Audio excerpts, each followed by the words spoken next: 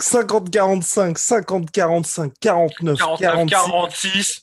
Cyril Gann l'a fait. Polydomso, juste avant le podcast, m'a fait. Il l'a fait, Guillaume. Et oui, il a vaincu le géant russe. Ouf, ouf, mais Polydomso a eu chaud. Soit.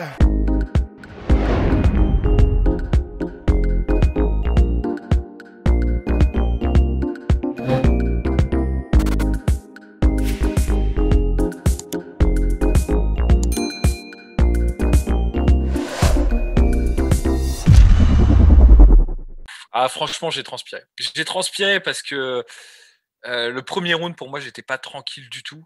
Bien sûr, Gann mettait la pression et c'était ce qu'il fallait faire contre un mec dont l'arme principale, enfin l'arme fatale, l'estocade, si tu veux, la capacité de donner la mort à l'adversaire, c'est ses jambes. Donc contre un kicker, il faut mettre la pression et c'est ce qu'il a fait et il a réussi à le faire.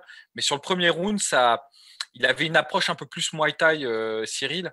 Et ça se faisait un peu en échange, c'est-à-dire il mettait un kick, Volkov en mettait deux. C'est-à-dire Volkov, on voit qu'il avait fait un game plan qui était un peu plus sur les low kicks, ce qui n'était pas idiot, hein, vraiment.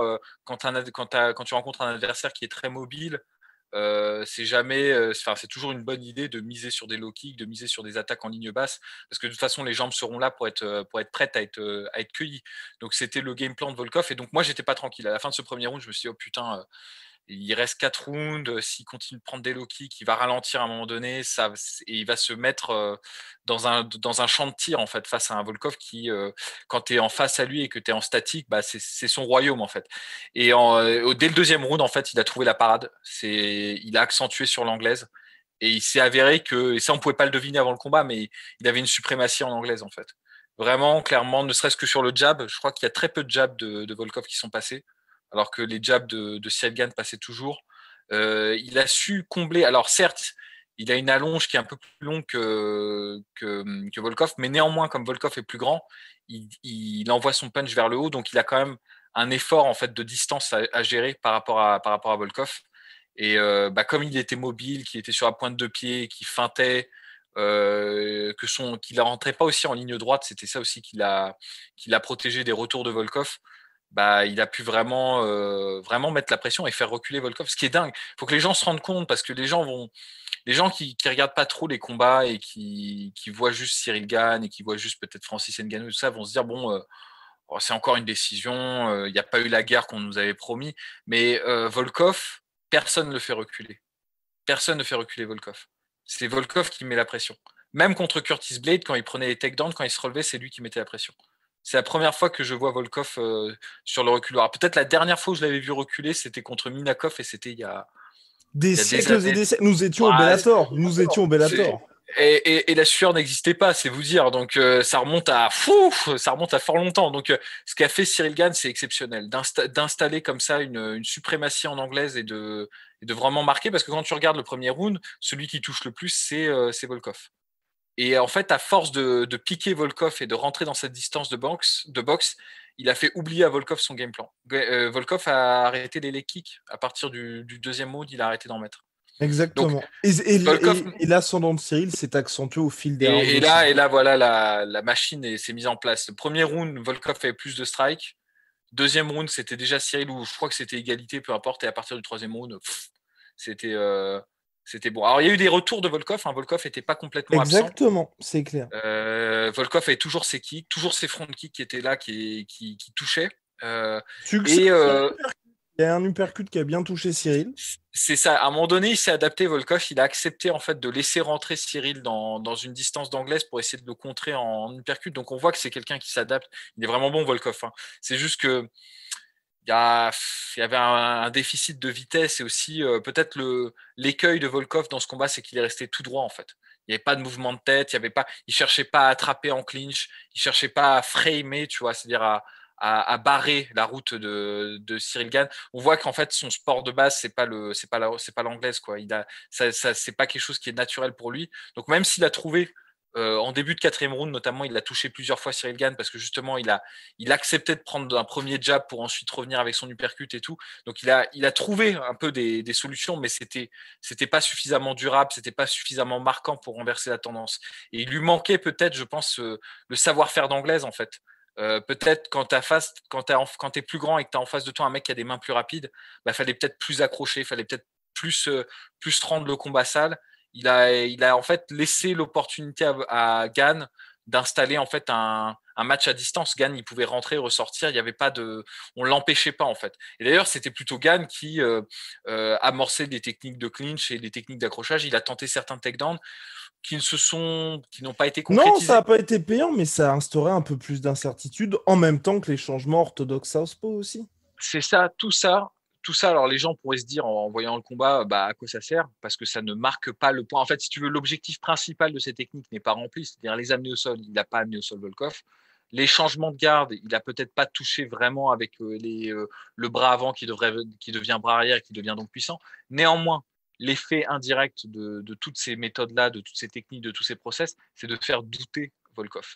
Et Volkov, en fait, il est excessivement dangereux quand c'est lui qui met la pression, c'est lui qui avance, c'est lui qui déroule avec ses jambes. Quand tu recules face à Volkov, tu es dans la merde, en fait. Quand tu recules, tu te mets en fait à portée de frappe de ses jambes et c'est là où est sa puissance, en fait. Donc, c'est vrai que si tu arrives par toutes ces techniques-là à pousser Volkov vers la cage, bah, tu as gagné, en fait. Peu importe, c'est pas grave c'est pas grave si le takedown ne passe pas, c'est pas grave si le changement de garde ne permet pas d'appuyer vraiment les coups. Si tu fais reculer Volkov et si tu l'empêches de dérouler son arsenal en jambes, bah voilà, c'est l'objectif en fait. Et ça, c'est très très bon. Moi, franchement, je suis très content. C'est peut-être pas si tu veux, Cyril Gane m'a surpris encore plus, tu vois, ce soir-là, parce que moi, je m'étais dit, il va être emmerdé, il va pas pouvoir mettre en place son jeu de in and out. Et c'est vrai qu'il l'a moins mis en place. Il était beaucoup plus fixe sur ses appuis. Néanmoins, l'anglaise lui a permis de répondre en fait aux armes en fait de Volkov. Son anglaise a permis de répondre aux armes de Volkov. Et puis surtout, moi, ce que j'ai bien aimé avec Cyril, c'est ça n'a pas été payant, mais tu vois, on l'a vu beaucoup plus agressif sur bien évidemment les multiples conseils de son co-entraîneur Fernand Lopez. Mais tu vois, on a vu un Cyril qui appuyait beaucoup plus, qui rentrait beaucoup plus aussi. Et certes, ça s'est pas avéré payant, mais tu vois, ça donne aussi un côté. Bon, ok, là, il a pas mis knockdown de Volkov, il a pas réussi à le finir. Mais tu as quelque chose en plus où tu te dis là ce Cyril Gane 3.0, on peut quand même avoir quelque chose de beaucoup plus dangereux. Et tu vois que le travail de se dire, bah, on va essayer de toucher plus durement, là, mine de rien, il y a un moment justement quand il était passé en Southpaw, c'est une feinte de bras arrière et il finit par gros bras avant sur Volkov. Ouais. Et ça le fait Bah, pas tomber, mais quand même. Hein. la classique Kovalev, tu freines du bras Exactement. arrière, tu t'appuies sur tes jambes et tu reviens sur un jab qui est du coup beaucoup plus puissant, qui part en fait comme si c'était un bras arrière en fait. Et c'est vrai qu'il l'a touché. Mais qu'on soit bien clair, Volkov est très résistant hein, comme combattant. Il ne faut pas vous laisser berner par le chaos qu'il a pris contre Derrick Lewis ou contre Minakov. C'est un mec qui ne tombe pas, hein, Volkov. Hein. Il prend des coups contre Curtis Blade qui sont plein pot et il ne bronche pas, il est toujours là. Et le fait est qu'il a fait douter Volkov. Donc les coups marquaient. Hein. Les coups étaient appuyés, les coups faisaient mal. Et c'est vrai que on a tendance, il y a eu au début, pendant les combats de la carrière, on va dire, de Gane à l'UFC, avant le combat de Volkov, c'était une critique qui disait oui, il n'a pas de punch, il frappe pas fort. C'est pas ça, c'est que Gane, en fait, il se déplace tout le temps et donc, du coup, quand il frappe du bras, il frappe pas vraiment des épaules, pas vraiment de la hanche et tout. Là, contre Volkov, il a pris le parti d'être un peu plus, de moins faire du in and out, de moins être mobile et donc du coup il pouvait appuyer ses coups. En contrepartie, il était peut-être moins mobile, mais comme il pouvait appuyer ses coups, il faisait plus mal. Et je peux vous assurer que Volkov il les a ressentis les coups. Hein. C'est pour ça qu'il avançait pas. Hein. C'est parce que Bah, justement il regardez avait son peur. visage à la fin du combat, tout simplement. Hein. Ouais, c'est clair, c'est clair. C'est clair.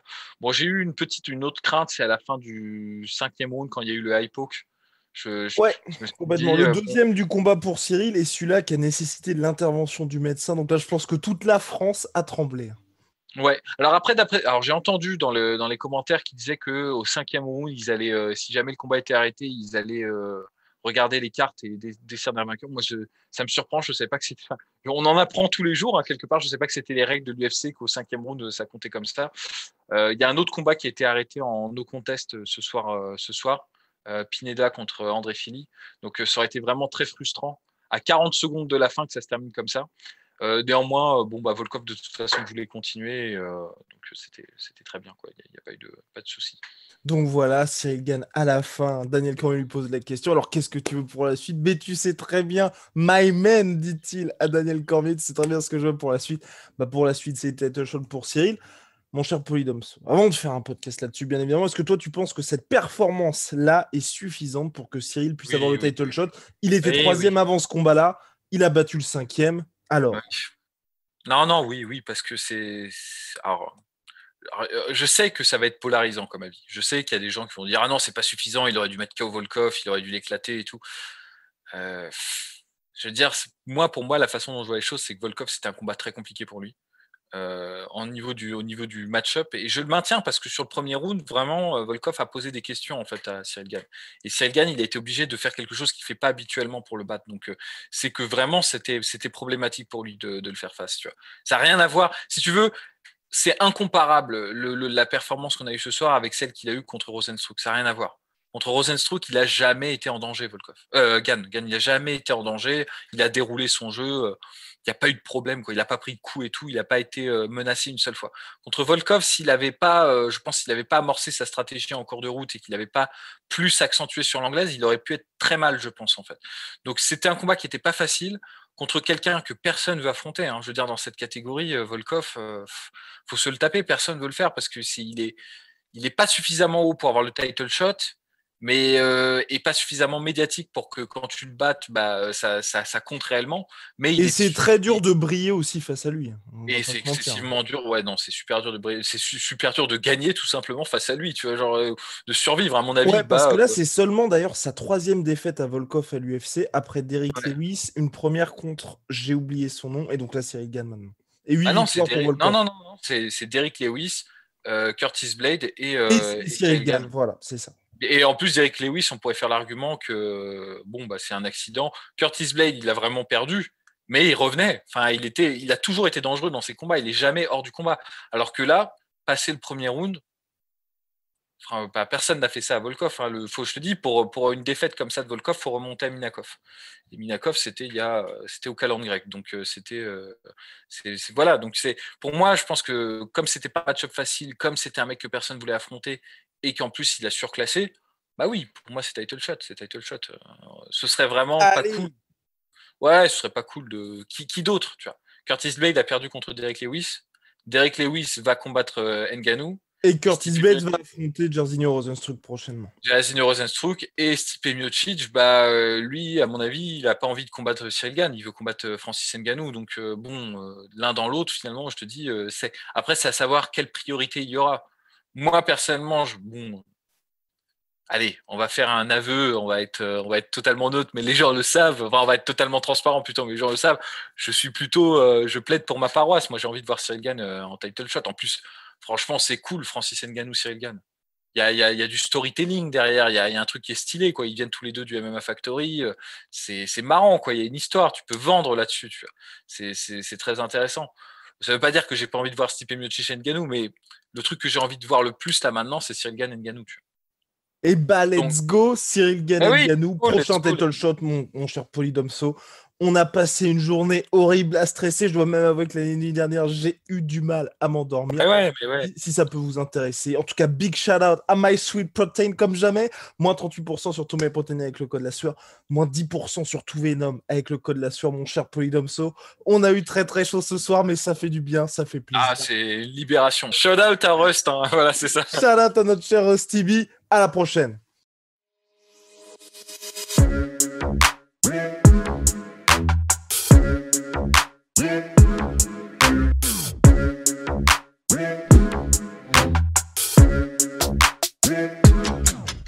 I'm fucking coming for you!